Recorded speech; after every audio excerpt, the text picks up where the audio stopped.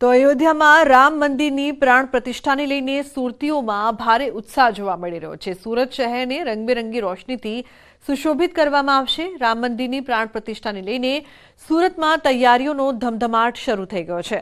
અયોધ્યાના મહાઉત્સવને લઈને સુરતમાં ટેક્સટાઇલ માર્કેટમાં લાઇટિંગ વડે સજાવટ કરાશે। અયોધ્યા મંદિરની પ્રાણ પ્રતિષ્ઠા જોવા લાઈવ પ્રસારણ માટે 28 માર્કેટ LED મૂકવામાં આવશે।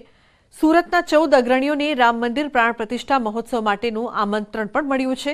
અલગ અલગ માર્કેટમાં 50,000 લોકો માટે ભોજનની વ્યવસ્થા ઊભી કરાશે।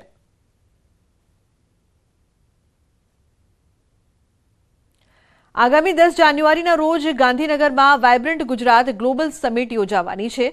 3 દિવસની આ સમિટ દરમિયાન 12 જાન્યુઆરીના રોજ Gujarat the green hydrogen destination of ઇન્ડિયાની થીમ પર પાવર સેક્ટર પર સેમિનાર યોજાશે।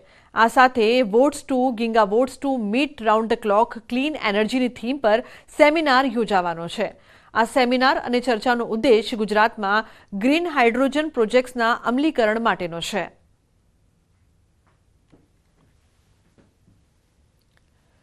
विदेश मंत्रालयના પરામર્શ ઉપર માત્ર આપણે 40 કે 42 કન્ટ્રીઓને નિમંત્રણ પાઠવ્યું તે પૈકી 32 કન્ટ્રીમાં 3-4 નું કન્ફર્મેશન હજુ ચાલે છે પાઇપલાઇનમાં એટલે આપણે કહી શકીએ કે 90% નો પ્રતિસાદ છે। તો બુલેટિનમાં હાલ રોકાઈશું એક બ્રેક માટે। આપ જોતા રહો ન્યૂઝ 18 ગુજરાતી।